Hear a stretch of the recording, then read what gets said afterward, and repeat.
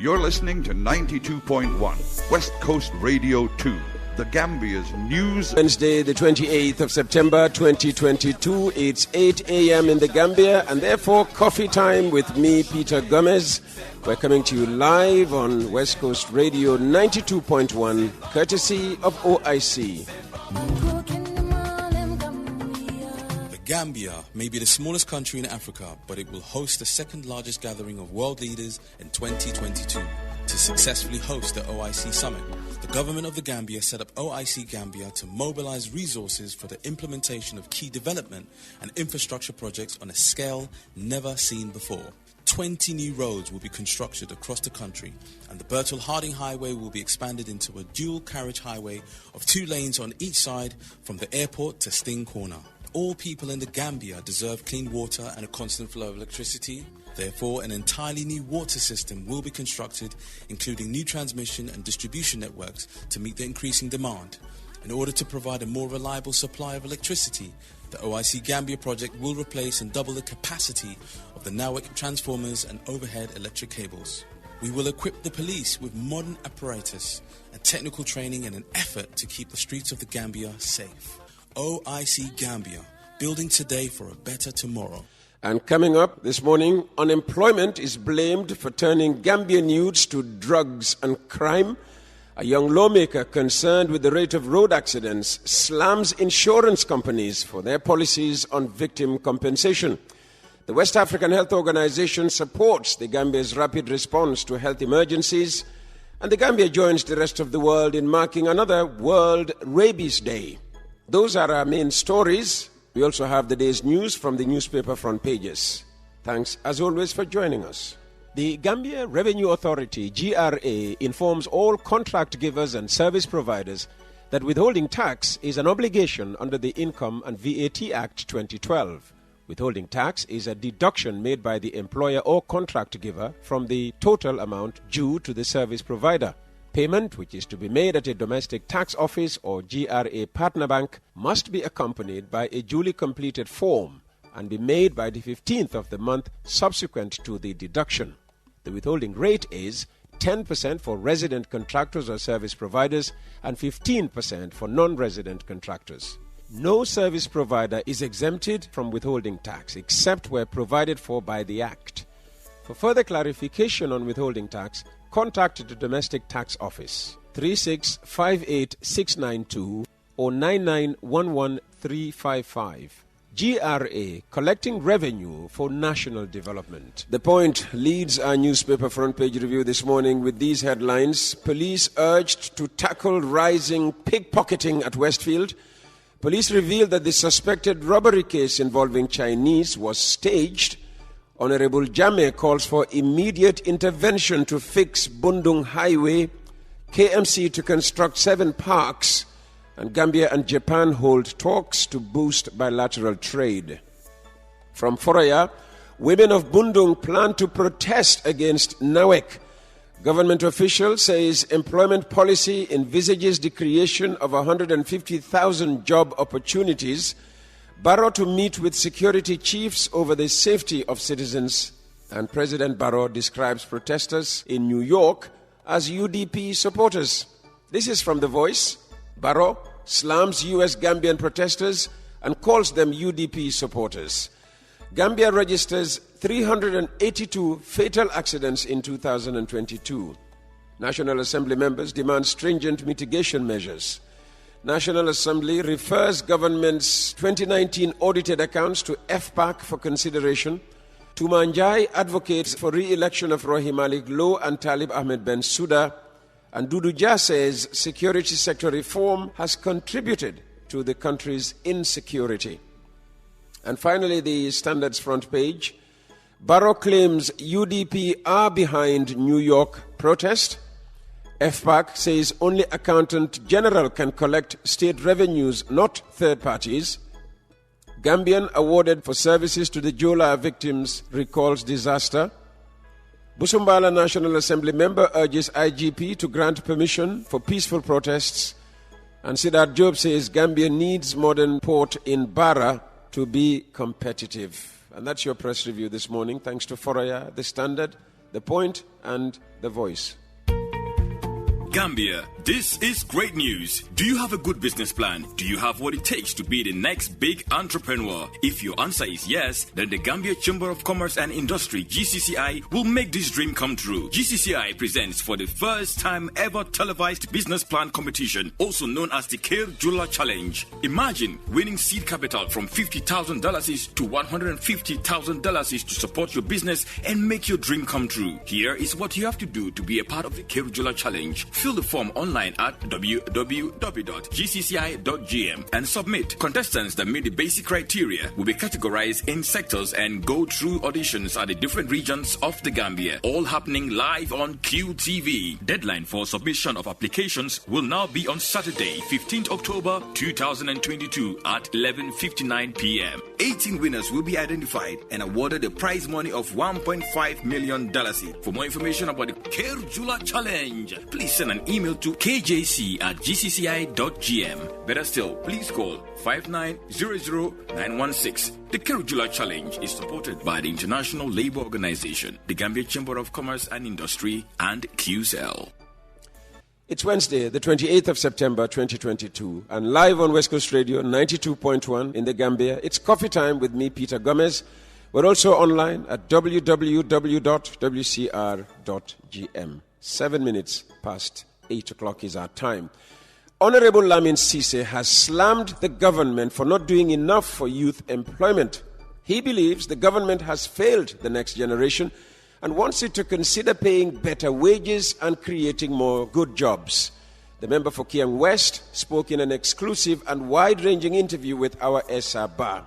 In this excerpt, he is asked what he thinks is responsible for the recent spate of killings involving young people.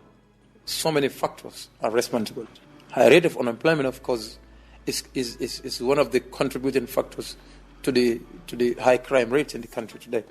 Because if youths are sitting down, they are not employed, they don't have an opportunity to venture into businesses, they don't also have an opportunity to work in public offices, what would they do? And they need to live, they need to survive. It puts them to drug addictions, the drug abuse, and it puts them to criminologies, breaking into people's house for them to have survival. Some are into it unwittingly, some are into it conditionally. So I think employment is something that government should factor out and employ the youth. Create an avenue for their employment. Create a source of livelihood activity for them. Is this going to be a skill? Is it going to be a heavy farm where they're going to work and at the end of the day they can get a monthly salary of $25,000? This is what we really need. If they are in the street, you are employing them and giving them a wages of $5,000 before the end of the month fair is finished. $5,000 is finished. So in order for us to reduce the high crime rates and the drug addiction among the youth age in this country is to create employment for them. And unemployment rate is getting higher and higher every day. Another factor is our youth are being deported every single night. So the government should prepare for this, to accommodate them, to incorporate them in the society. Some of them have been away for over 10 years, for 5 years, for 6 years. They are already been adapted to the culture where they're coming from. And when they come here, they need to live. How do you expect them to live? And the saddest thing is, look at the number of drugs that were apprehended in the Gambia border here, in the Gambia port. This is harmful to the youth community. Because how many youths are going to be involved into drug addiction now? The country is not looking at this. This is not about rating the country, when it comes to drug trafficking or whatever. It's about the youth community. How many youth are going to be involved into drugs now? Into drug addiction? Some of the youths that we're seeing that are stabbing other friends and others, some of them are not conscious during the time. So I think the government should factor these things out, and unless that is done, the crime rate will get increased, drug addiction will be increased, unless the youth are removed from the street and being engaged into fruitful livelihood activities where they can earn a decent living and live decently. You stress that the youth are being unempowered, which is, causing all these crimes in the country. Most of these crimes, let me say. So, do you think the future is bright for the youth in the Gambia? It's vice versa. There has to be right and responsibility. The youth should also take charge, take ownership of the destiny, so we can make a change. It doesn't really mean we only have to say, I'd rather die in the sea than to live in my own country. It's too painful to hear the word from a youth. to say, I'd rather die in the Mediterranean than to live in my own country. That's so sad. You know how many skill centers we have across the country? Few. But even in those few, some youth of those local communities are refusing to go to those skill centers. And those skill centers have been built for us. So it's vice versa. We have to take charge of the responsibility. Let's come into leadership. And they are standing back. They are saying politics is a nasty gem. How can politics be nasty gem? You can be nasty, your attitude, your actions can be nasty, but politics as a practice is in Islam. Islam has politics. Any religion has politics. It cannot be nasty as a game. Leadership cannot be nasty. So youths are pushing themselves away from the national leadership. They are pushing themselves away from politics. Our politics is being taken care of by the old age. Our leadership is being taken care of by the old age. Who should decide on our behalf? I think that's wrong. We have to be part and parcel of it. That was Honorable Lamin Sise of Kiang West. Now, to hear the full interview, go to our website and click on the Coffee Time with Peter Gomez link. Meanwhile, the member for Nyanija has called on the government to make insurance compensation for accident victims mandatory, just as it is mandatory for vehicles to be insured. In an article on traffic accidents in the Gambia, Honorable Kamara notes that there are many vehicles on our roads, almost all of them with insurance covers for both passengers and goods. But, he claims, it's very unfortunate that many victims are not benefiting from any compensation, as many insurance companies are not fulfilling their mandate. The Nyanija lawmaker also called for more road signs as a way of reducing accidents in the Gambia and for vehicles older than 20 years to be banned from importation to the Gambia. Coffee Time with Peter Gomez. We'll have more news after the break. By building the largest international conference center in the region, a 5-star hotel with state-of-the-art facilities, first-class mobility services, and improving the VVIP experience at the Banjul International Airport, OIC Gambia will position the Gambia as the leading conference destination in West Africa. With our partners in the tourism sector, we will reinforce the preeminent position of our nation, the Smiling Coast, as a go-to destination. The OIC Gambia will create strategic partnerships that calls for the involvement of local talent and businesses as a matter of requirement. In short, OIC Gambia projects will create jobs, boost commerce, accelerate growth, improve the urban outlook and lifestyles of many families across the Gambia. So let's support the OIC Gambia as it prepares us for one of the biggest global events. OIC Gambia, building today for a better tomorrow.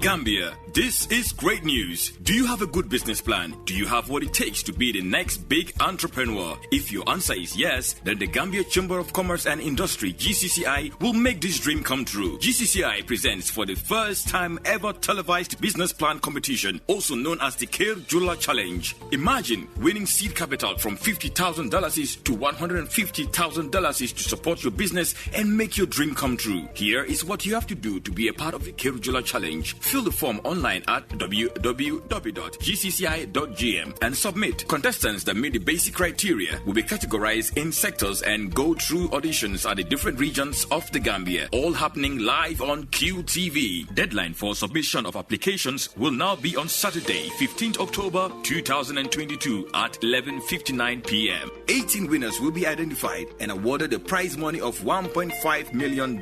For more information about the Kir Jula Challenge, please send an email to kjc@gcci.gm. Better still, please call 5900-916. The Kir Jula Challenge is supported by the International Labour Organization, the Gambia Chamber of Commerce and Industry, and QCell.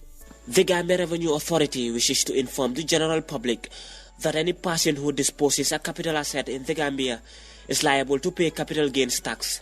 Capital assets include land, machinery, company shares, interest in partnership, etc. It does not include depreciable assets and stock in trade. Also, any Gambian resident who sells a capital asset outside the Gambia is liable to pay capital gains tax. The rate charged depends on whether the disposal is made by an individual, a company, partnership, trustee, etc. For individuals, the capital gains tax rate is 15% of the gains or 5% of the consideration, whichever is higher. For companies, partnerships, trustees, etc., the rate is 25% of the gains. or 10% of the consideration, whichever is higher. It is worthy to note that the seller of the disposed capital asset bears the responsibility for the payment of the capital gains tax. Pay your taxes to build a nation. Finally, a luxury car garage in the Gambia with an experienced mechanic working according to stringent best practice standards. At Global Auto Care, all activities are carried out in time and at an exceptional standard, because we're in partnership with Central Technique Automobile in Dakar. So taking your car to Global Auto Care is putting your car in the care of mechanics with proven ability in vehicle, electrical and hydraulic systems, fault diagnostics and repair. Global Auto Care is right by the Mobile Traffic Police Headquarters in Canifing. For more information, send an email to globalautocare@gmail.com or call on 268-1044 in the Gambia, or our Dakar partner on +221 769 047 525. Global Auto Care, your car in the best care. Do you get nervous when asked to speak in public? Do you get butterflies in your stomach? Do you avoid eye contact with people when giving a speech? Do you want to develop the art of thinking on your feet and thought processes that make you bring passion to every talk, presentation, and speech that you give? What does it take to become an effective public speaker? You can be trained, you can be coached, and you can be mentored. Join us at the Forbes Academy. We are here for all aspiring public speakers to help you transform your desire into skill. I am Pastor Forbes, CEO and lead trainer. For full details, send us an email on contact@forbesacademy.net or send us a WhatsApp message on +220 346 2155. Come, join the wonderful world of public speaking and become a good, a great, and a global public speaker. Welcome back, and if you'd like to advertise on Coffee Time with Peter Gomez, get in touch on 787-0107 or 999-0107. Our time, 18 minutes past 8. The West African Health Organization, WEHO, is supporting the Gambia's health rapid response by training members of the rapid response team, ESABA reports. In order to strengthen the medical clinical care capabilities of the Gambia Rapid Response Team for an effective response to health emergency, the West Africa Health Organization, WAHO, with support from the World Health Organization, on Tuesday began a 3-day emergency medical team awareness workshop, which brought together key health workers, including clinicians and public health officers from different parts of the country. Given that the Gambia, like all other countries around the globe, had and still continue to be confronted with the outbreak of the pandemic over the years, prompting a health emergency response, recent weeks have also seen the Gambia embark into more emergency mechanisms due to the disaster caused by huge flooding and torrential rainfalls and the acute kidney injury affecting children in the country, thus making the workshop a timely one. Mr. Sejno Kataraya of the West Africa Health Organization briefly gave an account on what the work of the emergency medical care is. And let me say that the emergency medical team is a component of clinical care that will augment our standard case management pillar to ensure a comprehensive and effective public health response. So it's a group of professionals providing direct care to people affected by disaster, outbreak, and emergency. Mr. Lazaro Martinez from the World Health Organization, upon calling on the participants to be proactive and asked all the important questions, said the Gambia's current health emergency concept is extremely new. The concept is extremely new. The concept is almost a trend across the world. And even for us, we are surprised when someone, country or person comes to tell us the experience they have is completely new.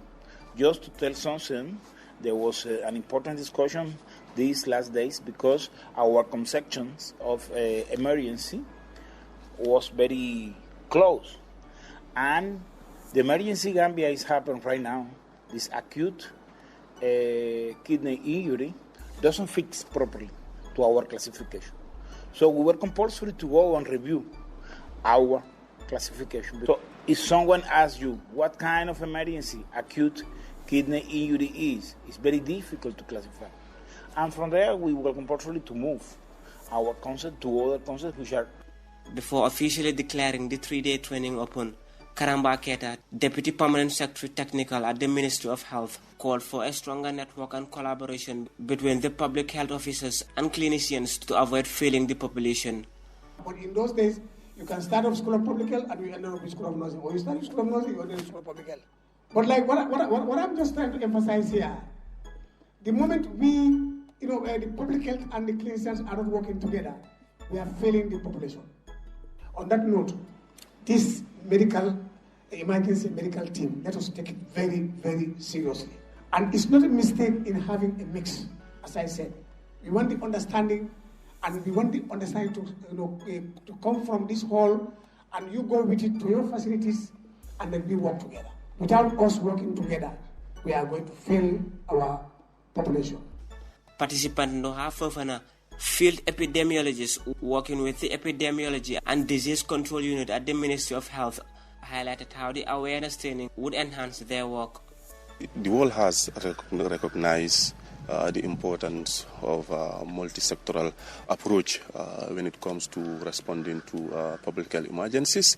So usually participation of various stakeholders, meaning the full participation of various stakeholders in responding to public health emergencies, is a bit of concern, sometimes in our country.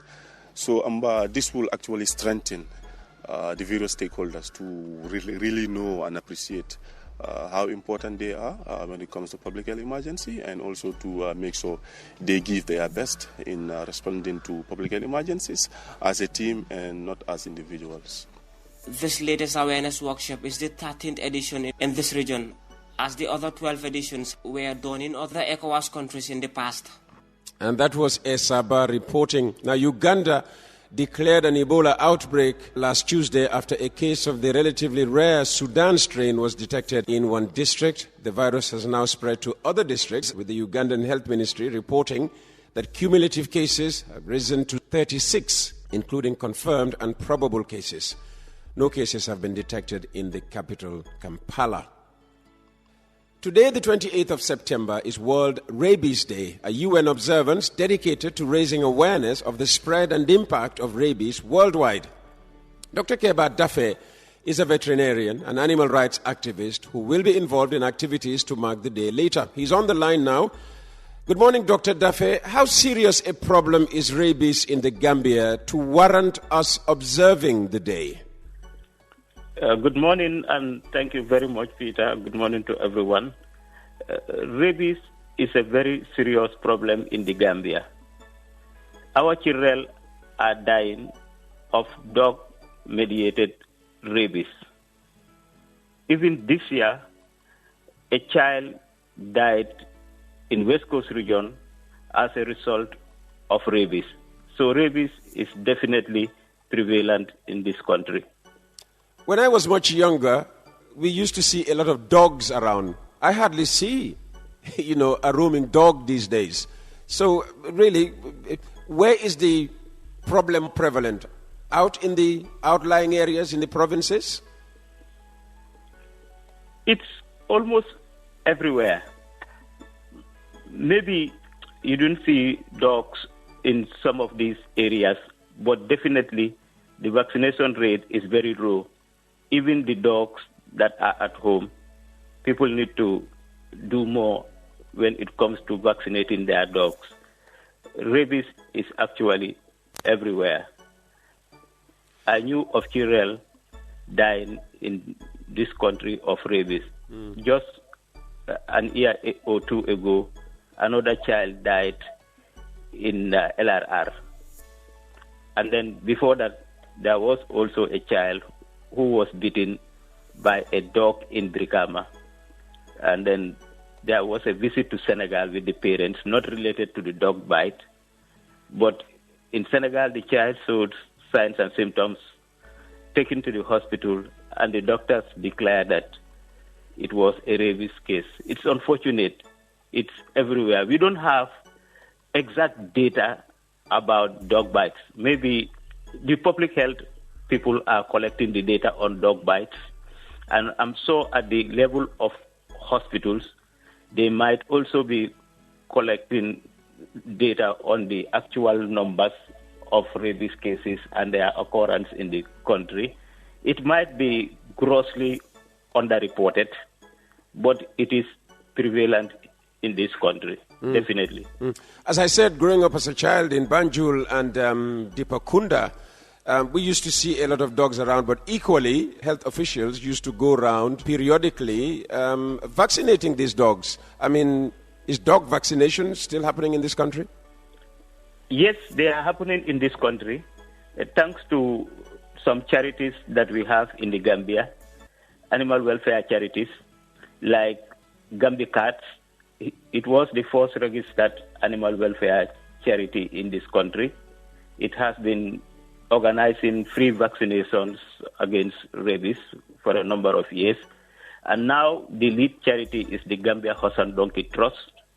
The Gambia Horse and Donkey Trust used to focus a lot on horses and donkeys, but now its mandate has increased to cover other species of animals, and rabies control is now very key in the mandate of Gambia Horse and Donkey Trust. In fact, Gambia Horse and Donkey Trust has been conducting World Rabies Day events in this country for a number of years, and this year also we will be doing the same. And just we before will you be conducting. And just before you tell us, what activities you'll be conducting later, what does rabies do to a person who has rabies? How do they suffer? Rabies is an excruciating disease. It is caused by the bite of a rabid dog. And once the bite is inflicted, the rabies virus is present in the saliva of the dog. So through the peripheral nerves, the virus travels to the spinal cord and then to the brain. When it reaches the brain, it multiplies and then causes inflammation of the brain, encephalitis. And this is the point of no return. When it reaches that point, there is no way the patient will die as a result of rabies. It is characterized by hydrophobia, that is the fear of water. A rabies patient will not get near water, not to talk of drinking it. And then there is typical madness symptoms, similar to the behavior of the mad dog. There is hypersalivation, typical change in behavior, incoordination, paralysis, and death. Rabies patients die within 10 days. When the signs and symptoms of rabies are evident, the patient would not live more than 10 days. So it is one of the most deadliest diseases known to mankind. And possibly one of the most painful as well. And in terms Absolutely. in terms of your activities later, very quickly, you have 1 minute. What do you plan to do today? We plan to conduct anti-rabies vaccinations across the country. People will bring their dogs to certain centers where they will be offered free anti-rabies vaccination. Also, some medications are offered during the free rabies clinics. There will be teams in Brikama, Gunjur, Ghana Town, Bakau, Amdalai, Eseu, Sambelkunda, Abuko, Makasoto, Makasader, etc. So it means this year it's a countrywide program actually occurring simultaneously. Our people are now on the ground and the vaccination has already started. We'll have to leave it at that, Dr. Dafe. Thank you very much for your time. Thank you very much. We were talking there to Dr. Keba Dafe, a veterinarian and animal rights activist. Gambia, this is great news. Do you have a good business plan? Do you have what it takes to be the next big entrepreneur? If your answer is yes, then the Gambia Chamber of Commerce and Industry, GCCI, will make this dream come true. GCCI presents for the first time ever televised business plan competition, also known as the Kale Jula Challenge. Imagine winning seed capital from $50,000 to $150,000 to support your business and make your dream come true. Here is what you have to do to be a part of the Kale Jula Challenge. Fill the form online online at www.gcci.gm and submit. Contestants that meet the basic criteria will be categorized in sectors and go through auditions at the different regions of the Gambia, all happening live on QTV. Deadline for submission of applications will now be on Saturday, 15th October 2022 at 11:59 p.m. 18 winners will be identified and awarded a prize money of $1.5 million. For more information about the Kerjula Challenge, please send an email to kjc@gcci.gm. Better still, please call 5900916. The Kerjula Challenge is supported by the International Labour Organization, the Gambia Chamber of Commerce and Industry, and QCell.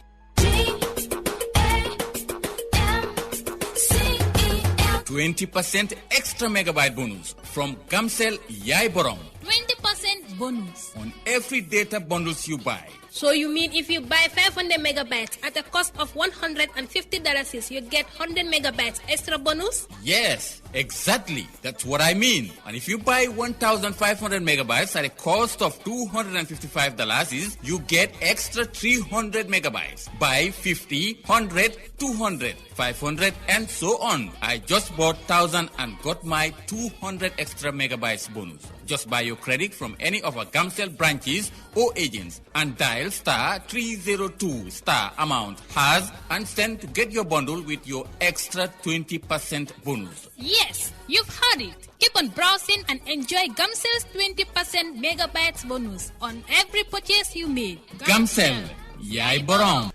Guineans have waited 13 years for the trial of former junta leader Musa Dadis Camara and others held responsible for an appalling massacre committed on the 28th of September 2009. That time has come. Later today, victims and relatives will head to a brand new court in Conakry, where the trial of Captain Camara and 10 former officials will open, barring a last-minute adjournment. The court is just a few kilometers from the September the 28th stadium, where soldiers, police, and militiamen cut down opposition supporters and sympathizers. On that day and the next, according to a UN report, 156 people were slaughtered and thousands injured, while at least 109 women were raped. The actual numbers are probably higher. And with that, we end this program and leave the stage for Teres and her business show. Thanks for listening, and goodbye.